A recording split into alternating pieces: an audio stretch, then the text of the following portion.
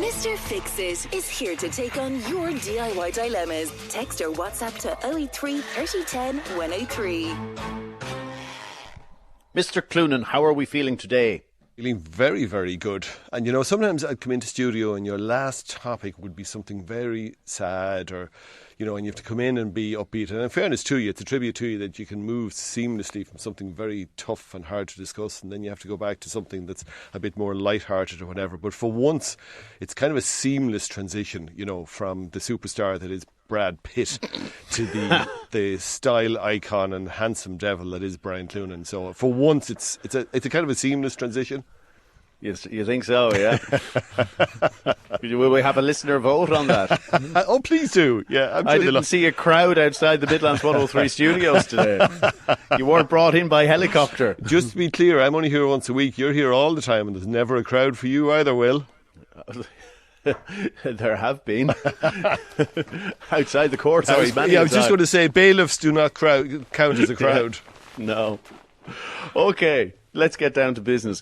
Weather very pleasant, by the way, over the next few days. So hopefully fantastic. An opportunity for spraying, if that comes up as a solution to some of our dilemmas.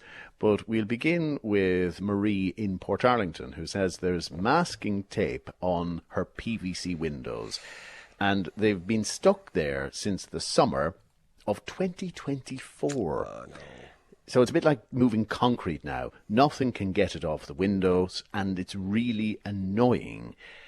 She had expected that masking tape would be easy to deal with. So where did she go wrong, and is there any solution? Well, I suppose the first thing, this is no help to her, but for other people who are doing paint jobs. So the maximum recommended to leave on masking tape on any surface is 8 hours. So obviously 2024, and this is 2026, you know, that's not ideal. Are you not going to do the sums for us? No. No, definitely not. Now, you can get 7-day masking tape, and it's usually like those movies that you watch. It's usually blue, and it's really good. The best of them being the Blue Dolphin, but there are other brands available as well. And so you were talking about the movies for a minute. Blue Dolphin movie. No, what are you into, Cloonan? Blue Dolphin masking tape is probably the best known brand out there, and it really is fantastic. In fact, It used to be 3 times the price of ordinary masking tape, and now it's around the same price. So I'd always say to people, just use the blue masking tape now, because it has a better adhesion, it comes off without doing the same damage, and it can be left there for much longer. Now, in this particular case, what I'd be suggesting, now the problem is you'll need a fair bit of it. There is a thing called sticky stuff remover, which, you know, does exactly what it says on the tin. And you don't say. Yeah, now there are different brands.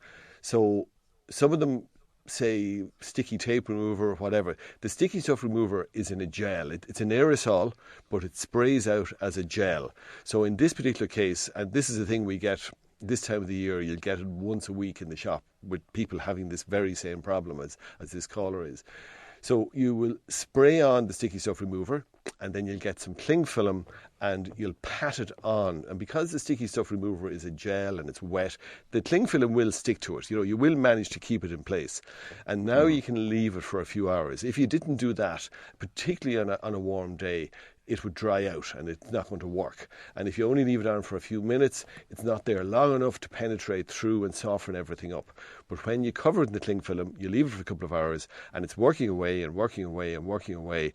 And then what you do is you come back with, I would get 2 things. I'd get either a plastic windscreen scraper for your car, the hard plastic for taking off the frost, or a loyalty card or a credit card or something like that. What you want is a hard plastic as opposed to a metal scraper, because the problem with the metal scraper is, particularly with white PVC, you'll often leave scratch marks in it that are invisible because it's white. It's a white scratch mark on a white PVC. You won't even see it.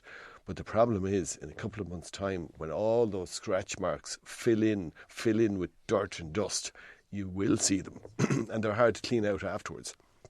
So what I'd suggest is put on this, use a plastic scraper, take it off, and then use, while everything is still soft, use a nylon scarring pad, preferably a white one, just in case the colour comes off from the green one onto the PVC. And you will get white. It's the yellow sponge with the white pad. You will get them without any problem. Loads of supermarkets and shops have them. And always when you're using this, wash it off completely. Just do the area you're doing. What you don't want to do is do all of one window and then come back to do the final clean afterwards, and the stuff could be gone hard again. So just make sure you're doing, a portion of a window at a time.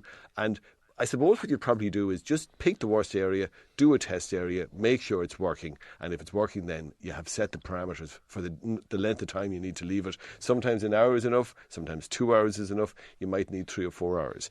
In this case, because it's so welded onto it, you're probably going to need 3 or 4 hours of softening. And you have to make sure the air can't get at it, that the cling film is patted into place. Keep it in place. Don't do it in a windy day when the cling film might blow away. I suspect you sent this one in from Brendan in Clonaslee, who says, we've lovely solid wooden floors all through the house, but lately they're looking a bit like Will, a bit shook. No, but good man, Brendan. I like what you're saying. Is there a handier way of bringing some life and shine into them other than revarnishing an entire floor? I really don't want that hassle. I think you deserve it, Brendan. Well, I suppose, look, the revarnishing, you can get people in who will sand with dustless sanding and revarnish. But if you don't want that hassle, there are various polishes that they go on with a paint roller. So what you do is you wash the floor, get it good and clean, and then there are various, both HD and Lithofin and various people do a polish that goes on with a little, well, I'd always use a paint roller. You can use a 4-inch paint roller or a 9-inch paint roller. You want a really smooth one, so either mohair or sponge.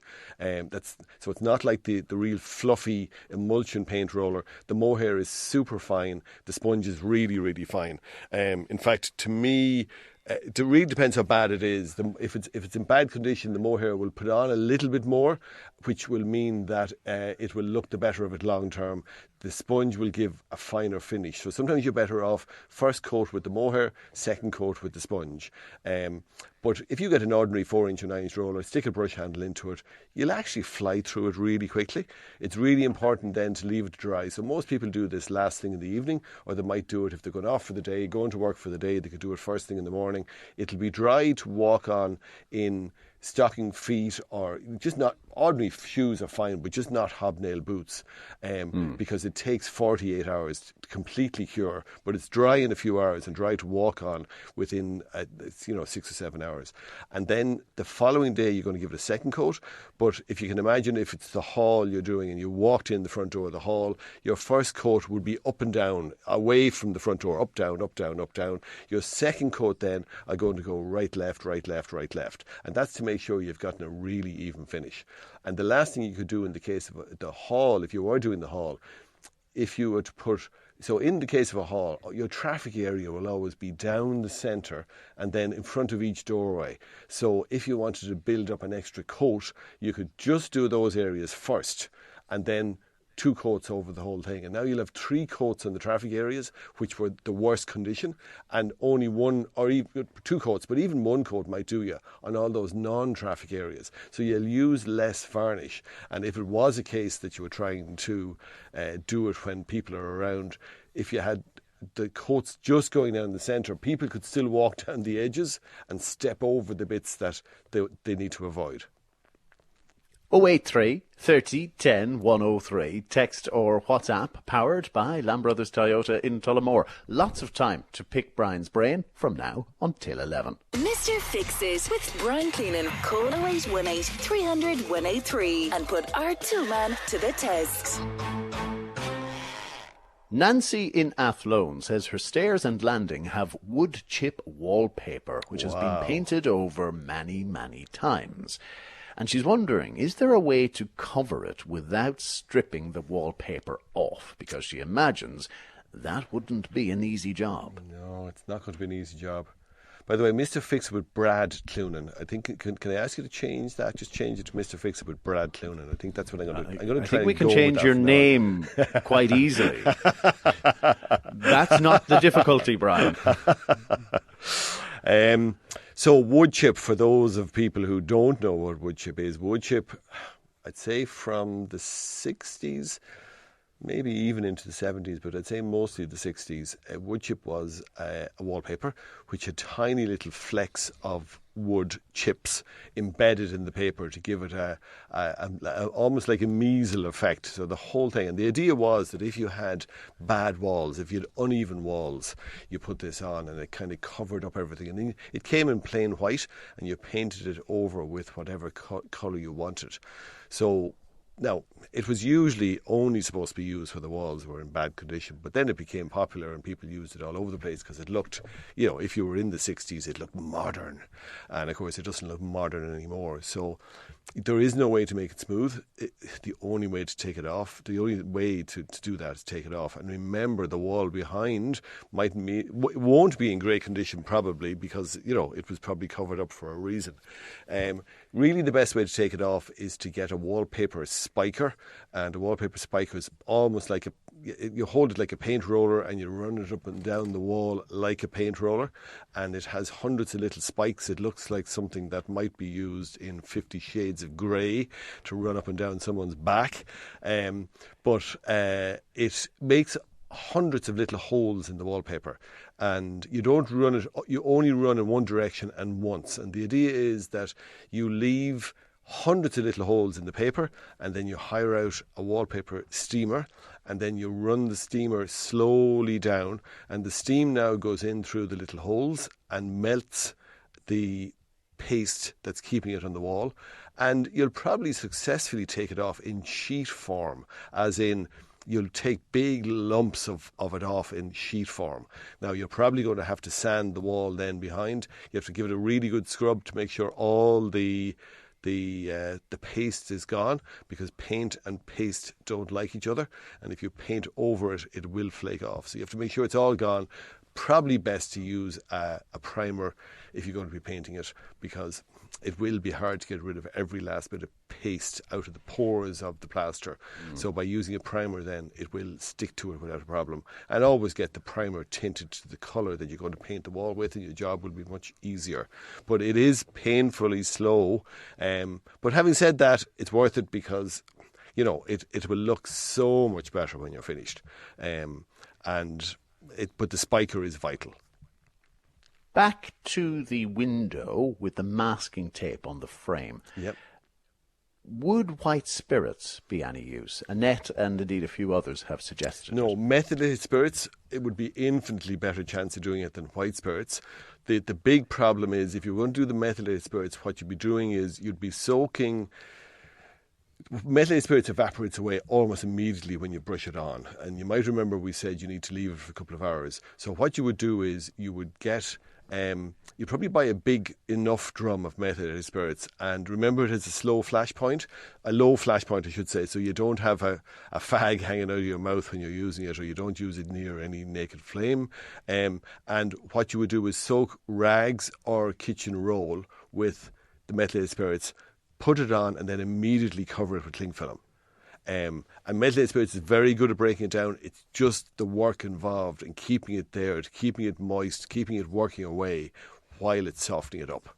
I wonder, you could possibly, I was going to say use wallpaper paste to thicken it, but then you're using a glue, and you don't want to do that. So no, I think the rags or the kitchen roll and the mets would be the way to go.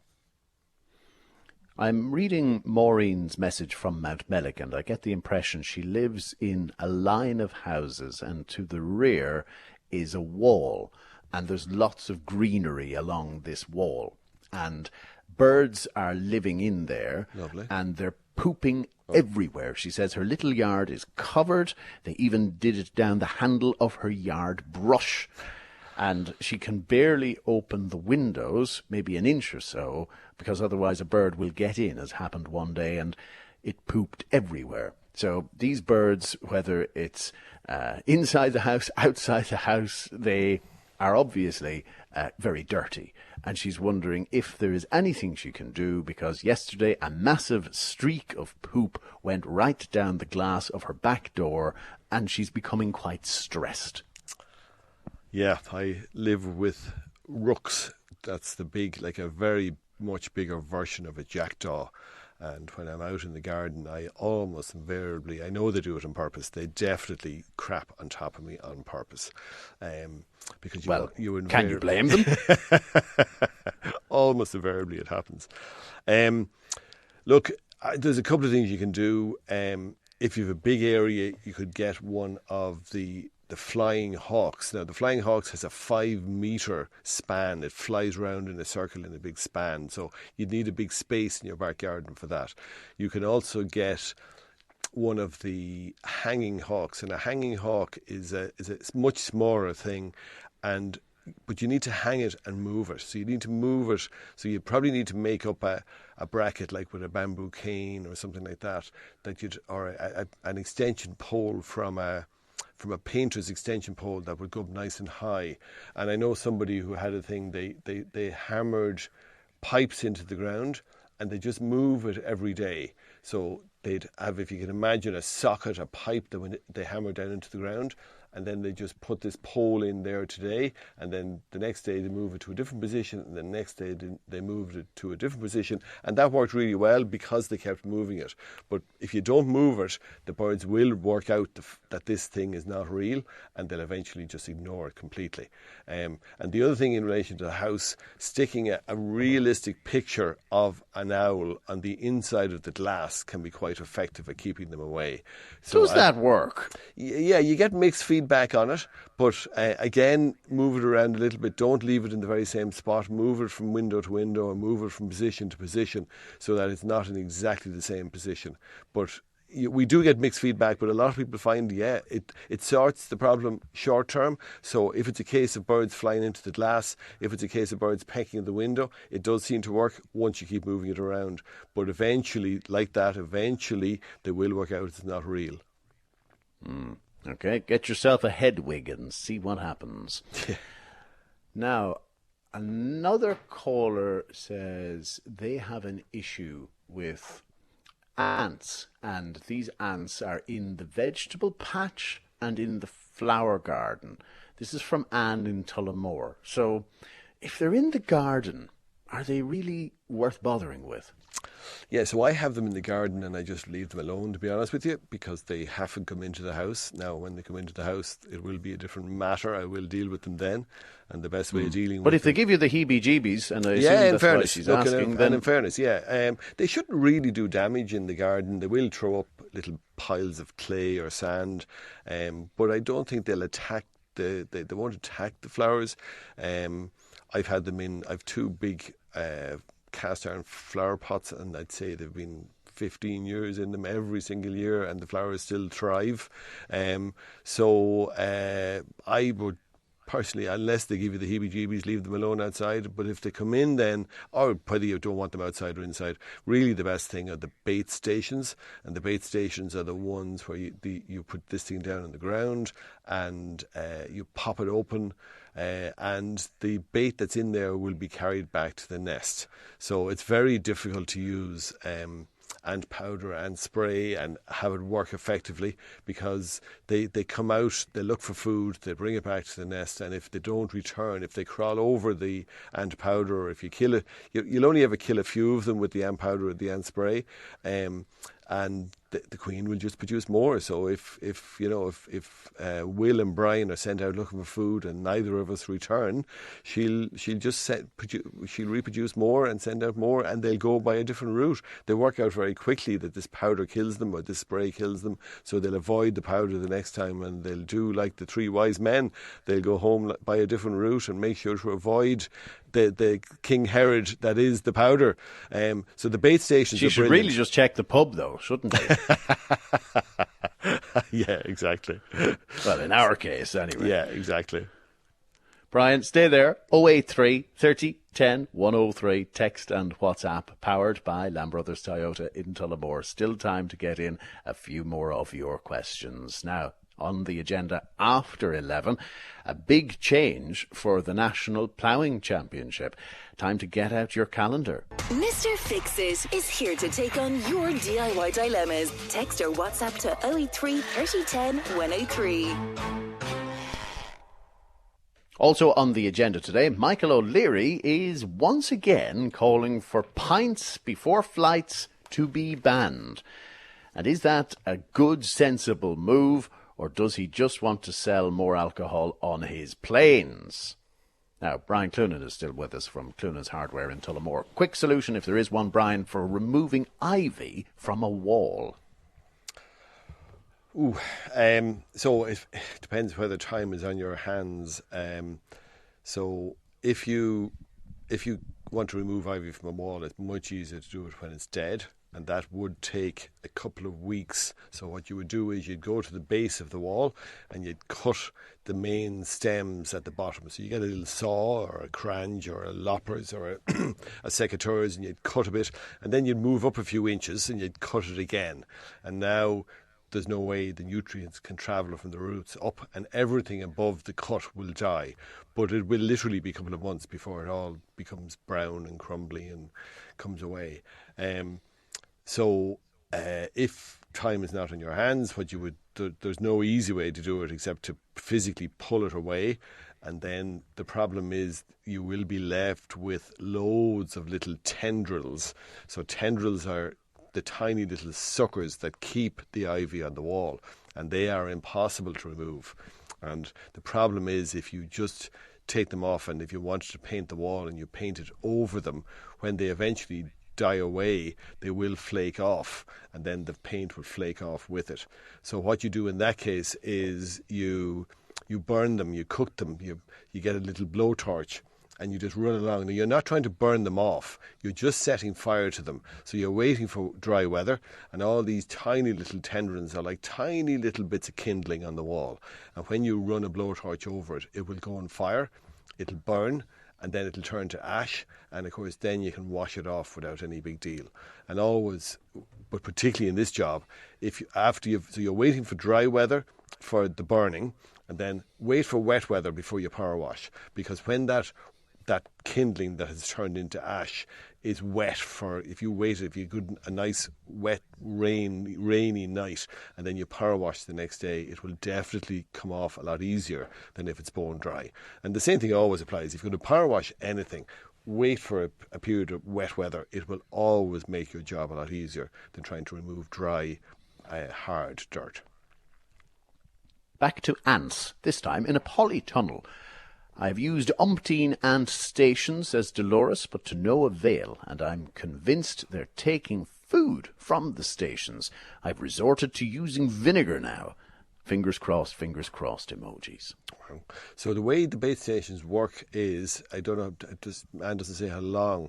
So what happens is you put down the bait stations, and generally what happens is within 4 or 5 days, you should definitely see the ants gone. Now, they do have a shelf life, so just make sure your bait stations are in date, and you should see in the space of about 4 or 5 days that the ants will be gone. And then what happens is in another 4 or 5 days, the ants will be back, and you're saying, what the hell has happened? So what has happened is the queen has hatched out more. So the eggs that were there didn't take, when the ants brought the bait back to the nest, and they all had the big party and they all died of a hangover, the eggs that were there weren't taking part in the party. So no one told them about the party, they didn't know anything about it, and then they hatch out. So very often what will happen is when people put down the bait stations, and if they're watching the ants, they'll see them gone in a few days, but the next batch of ants will be much smaller because they've been sent out younger, because there's no one else to go out and get food. So they've been sent out before they mature fully, and that's an indication that your bait station has worked. So just give it time, I'd say, and leave them down, and make sure you put them somewhere that they can't get wet. Now, if they're in a polytunnel, obviously they won't be getting wet. And let us know if you find the vinegar makes any difference whatsoever. I mean, in the case of a polytunnel, if it's not too big, you could go around the edges with the ant powder, or maybe the peppermint oil, to see if that works. But anything that works, let us know. Next listener wants a non-chemical way of dealing with flies in the kitchen. The sticky fly papers work really well, but they're absolutely puke-inducing disgusting. Yeah, that's a graphic. They do look pretty horrible, in fairness. There's a couple of different people have it's basically the flypaper. So it is a flypaper. It is the same principle as a flypaper, except it's a freestanding stick. So at least it's not hanging from the ceiling, and you can kind of tuck it away in a corner. And what I found last year with them was, particularly if you left it in the corner near a light source and left the light on for a few hours at night time. So if you have a kitchen worktop and you'd move a lamp from the sitting room and plug it in and leave it on the worktop and leave this, I don't know what they call it. We'll call it a sticky stick. It's about, 9 or 10 inches high. It's yellow in colour like the flypaper. It has the same idea. The flies stick to it. So you're not using a chemical in the kitchen, which you don't really want to do. But the beauty is you can move it. You're not hanging it out of the worktop and having it. You can move it somewhere that's not so visible, and you can move it around. You can put it up for a few hours today, and then visitors are coming, you move it in out of the way where no one sees it, and then you can put it back out again, as opposed to because you can't, with the flypapers, once you hang those up, they're just impossible to touch. Like even hanging them up, you nearly want to use a pair of disposable gloves because they're so incredibly sticky. And this is the very same, but it has a thing that you can hold in the bottom and hold in the top. And if you want to move it around, you can move it around without a problem. I don't know what it's called, but it's the same. It's a flypaper on a stick, we'll call it. All right, Brian, our time is up, I'm afraid. Anybody who wishes to pick the brain can find you at Cloonan's Hardware in Tullamore. We'll chat again next Wednesday. Thanks, Will. And to hear the podcast again, by the way, just go to Midlands103.com or indeed wherever you get your podcasts. Now, David Hollywood is here in the next hour, and one of the topics, a big change for the National Ploughing Championships. And if you make that pilgrimage every single year, well, you'll need to get out the diary and the calendar, because this is a big, big change. Also, a Westmeath family left homeless after a fire broke out in their home over the weekend, and how they are being helped with that.